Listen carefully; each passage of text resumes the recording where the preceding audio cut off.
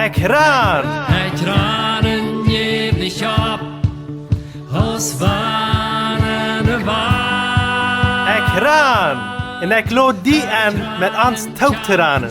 Hier wil we een gouden titan en daarbij God kennen leren. Welkom, lieve vriend. Welkom to dit programma Ekran. Dankzij dat u vandaag erbij bent, dat u die radio eingeschaltet hast oder op YouTube bent. Mocht u een schöne gezegende tijd met ons hebben en laat u dat hier einfach schön gehen. Mijn naam is Eduard Giesbrecht en we zijn vandaag in Chaco, Paraguay, in Scheintal, in Mano, in de kolonie Mano. En met ons, oder met mij, heb ik vandaag Joanna. En du willst zijn Zeugnis vertellen. Du hast sehr viel Schönes erlebt mit Gott, aber auch sehr viel Trübes erlebt. Und du hast mir sogar gesagt, das wird wahrscheinlich nicht alles in eine Geschichte anpassen, sondern das wird irgendwann erlebt, vielleicht am Jahr, am 2 Jahren kann das vielleicht nochmal, die wird es wieder jetzt. Aber von daher wollen wir dann uns konzentrieren auf den ersten Teil. So Joanna, kannst du dich einmal vorstellen, wer bist du, von wo kommst du? Ja, ik ben Joanna Kroon. Ik weer bevriend met Jörg Thiese. Hebben we nu aber dit jaar frisch bevriend en wohnen in La Plata. Sie ook in La Plata geboren, sie opgewassen in La Plata en sie doet immer noch. Sie 24 Jahre alt en ja, hij wil vandaag een beetje vertellen van mijn leven. Sehr schön von dir zu hören. So Joanna, kannst du dir einfach mal anfangen zu vertellen, was du erfahren hast? Da wir in der 8. Klasse 2007, wir typ in der Klasse en ik leerde jong kennen. Die wir ook in mijn klas, wir een beetje jonger als ik. En we allemaal als een groep vrienden typ en ik van wir Maya en we fangen an te schmaren. Wir waren sehr jong, aber wir waren meistens ähnlich einmal mit Freundschap, also meist niemals nicht allein. Und uns Ziel war einfach, das College aufzuschließen und zu studieren nachher und uns auch irgendwann zu befreien. Wir haben auch immer davon geredet, wenn uns was trauen können, dann kann das bloß die Date sein. Also das scheint einfach alles perfekt zu sein. Wie Leute uns mit den Jahren taufen. En haben veel in de jugend met geholpen, ook in de kerk. En dan in 2011, wie dort, kreeg Jörg einfach eine Knieverletzung. Wir wollten nicht warum und woher, aber am Anfang dann weiter. Und er sagte dort, und wir nicht. Und dann, wie dort, da ein Jahr, nach September so wird einmal kam dann raus, dass heute ein bösartiger Tumor hat, also ein sehr heißer Tumor. Dat wir dann voet gezegd dat het schreef je? Da wir dann voet gesagt, dass das schreef je. Also wir mussten abbesteht Fuß handeln, wir waren dann in der Schule und uns wurde dann rausgenommen und wir fuhren dann aus dem Sien. Und dann sieht der Doktor Fuß Chemotherapie merken. Und wir fangen dann auch Fuß an, die erste wir dann aus dem Sien, da die dann auch hier alles leer lassen und einfach dort haben. Und dann wieder nach ein paar Mal dann hier in La Plata. Und dann im Dezember merken wir dann nochmal eine Untersuchung, auch in Ossenschien. Und dann stellt der Doktor dann aber fest, dass das einfach nicht geholfen hat. Und der Tumor, der wir blessierater geworden ist, steht kleiner. Und dann sieht der Doktor damit, dort von ich nicht noch wieder abging, muss das beinlös genommen werden. Okay, das wir für uns dann die ganz schwarze Entscheidung, was wir jemals getroffen haben, was wir jemals durchdiskutiert haben. Aber uns bleibt wirklich ein anderes übrig und das muss so abusig gehen. Wir mussten dort bei ein paar Jahre dann tun, dass wir dann, ich glaube, dass wir die 3 Jahre vor Weihnachten, wo wir dort dann tun.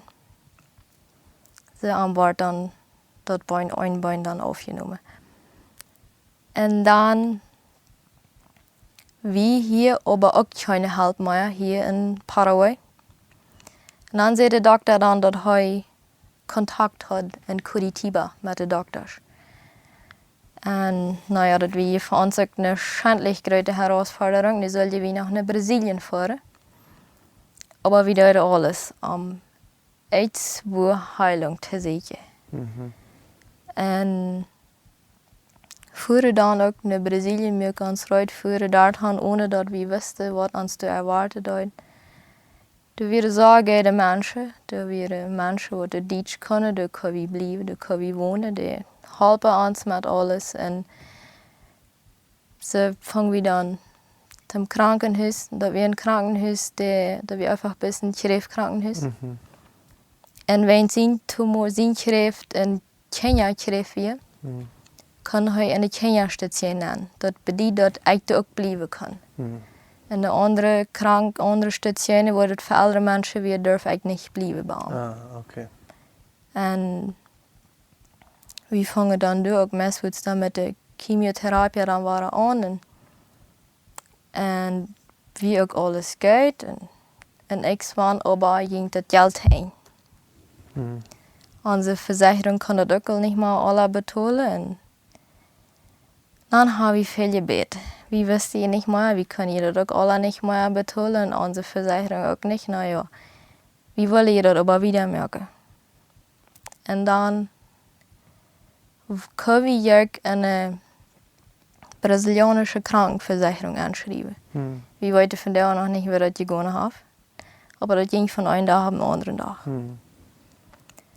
En zo kreeg ik dan de Krankenversicherung van Brazilië. Also Brazilië betaalde hem dan. Alle Medikamenten en alles. En dat was voor ons wirklich een Wunder. En dat betekent voor ons wieder merken. Dat ganze Jahr 2012 habe ich dann das Tratament gemerkt. Einmal ein Monat dort, dann darf ich 2 Monate dann rüt. Manchmal wird auch 1 Monat, manchmal wird es noch weniger. En die tijd kan we dan terugkomen. Een paar jaar einmal komen. Zo staat dan dat ganze jaar 2012. En dan bereden we over ze, wie we ons befreien. Oké? Dan fangen we door met aan, wenn es einfach so eine lange Zeit im Krankenhaus hatte. Muss je wirklich iets wat deine wat bang wordt, ja, wat. En dan bereid we ze weer aan zich huis plannen.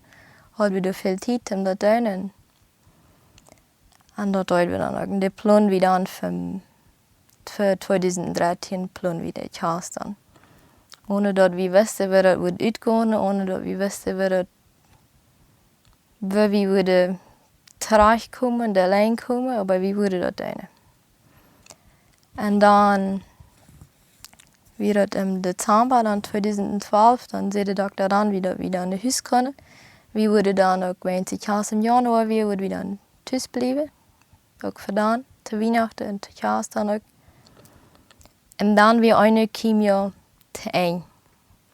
Hij zei ons dan niet weer uitgevallen weer, we voeren dan zo stad wachten. Bereden dan ze voets naar het huis frisch komen. We hadden voeren dan niet naar de honeymoon, nog sonst wat. We deden bloß voets direct waren im Krankenhaus van hier. En dan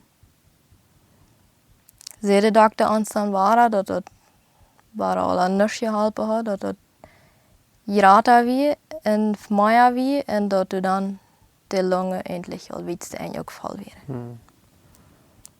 En dan, aber hij had gezegd, hij had nog een optie, die wil hij dan nog doen met hem. En dan wil we daar nog proeven en dan wil we dan zijn. En dan die we nog een chance, dat het nu al gewas weer. En dan deed hij dan dat ook en kwam währenddessen einmal in een intensiv nemen. En kon aber war in huis en dan da wieder nochmal in je zitten en dan zei de dokter dat heeft al aan niks geholpen. En hij sagt einfach keine Route. Keine Lösung nicht mehr, keine Heilung nicht mehr. Die Gefühle, die sind nicht zu beschreiben, was einer da hat. Aber wir beschlossen dann, sich du fertig zu merken und war zurückzukommen in Paraguay. Ich sehe dann nicht, wie viel Zeit du noch wird bleiben. Aber da wieder am Mord zu wie zurückkommen und ein Mehr kam ich dann hier bei uns im Krankenhaus nochmal nennen. Muss dann aber all an Sauerstoff und Oxygen sein. Kann all meist nicht mal allein. Und dann bleib ich noch 2 Wochen im Krankenhaus. Hat so weiter. Hüllte dem all die letzten 2 Jahre bis am Schluss. Und dann wieder dann eine Nacht, wo ich dann meid. Dort hat alles langsamer wird, alles weniger wird. Und dann lede ich noch die Hand ab seinen Horten ab. Und hüllte dann so lang, bis das ganz abhielt zu schlagen. Dan starf je. Dann starb ich. Wow, dat is niet geschikt. Wordt niet leicht was zijn als groot bevriende vrouw. Dat aan te zijn, dat te veel, dat alles te maken. Wat ging dann wieder in dein Leben? Für mich war einfach alles uit dann. Ich wusste nicht wohin, ich wusste nicht was. Aber ich kann mir das vorstellen, das würde leicht für Handticherie sein. Ich habe nur dem, durch all diese Trauerphase, wo ich dann durchgegangen bin, viel erlebt, viel so gute Sachen mit Gott erlebt. Und auch ein paar Mal Gott ganz Tag gelassen, wo ich einfach nichts mit dem wollte tun haben. Aber Satan mich ganz raufgedreht. Und ich bleib einfach nicht mehr abkommen allein. Und Gott mir die Hand dreht und sagt, komm, traine mich. Okay, Linda. Wahrscheinlich te horen dat Gott trotzdem noch waar seine Hand uitgestreckt hat und die abgeholt hat. So von jou bist du befreit bei den Mann, was du nu hast? Ja, du hast Michael Wieb. Aha. So, nu bist du mit Arm befreit bei 5 Monaten, nicht so? Ja, von Mordservi. Sie war befreit. Okay, Linda. Kannst du uns zum Schluss noch ein mutmerkendes Wort geben? Wenn deine Geschichte sehr viel zurück hat, kannst du uns ein mutmerkendes Wort schenken? Was andere mir immer sagen, Joanna, du bist eine Kämpferin. Du kämpfst. Und das muss ich allem mitgeben. Kämpft. Bis ab das Letzte, wo immer du durch ist, wo immer mit was du zu kämpfen hast, kämpf. Lass Gott nicht los.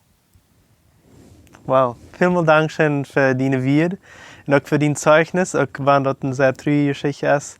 Trotzdem habe ich weiter, dass Gott in all die Geschichten ist und ich möchte die auch mitmerken, lieber hören, was immer deine Situation ist. Das ist, Joanna sagt, kämpf mit Gott und erlebe alles mit Gott. Ich möchte Ihnen einen wunderbaren Weg schenken, dass Gott das sehen kann mit dir sein und bis zum nächsten Mal. Ciao, ciao. Dankeschön, dass du von der dabei bist. Wenn du Fragen hast, was mitteilen willst oder ein Zeugnis geben willst, dann schreib uns im WhatsApp noch Meierteken 591 77 88 4479 oder schreib uns im Facebook oder ein E-Mail nur ekran@gmail.com.